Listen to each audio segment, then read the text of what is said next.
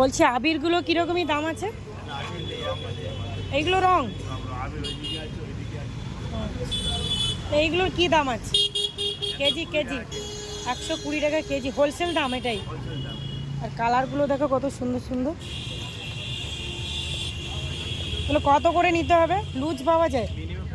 500 করে নিতে হবে, 500 করে নিতে হবে। এটাই পুরো কিন্তু হুলি মার্কেট। আচ্ছা, এই হচ্ছে রোড সাইড।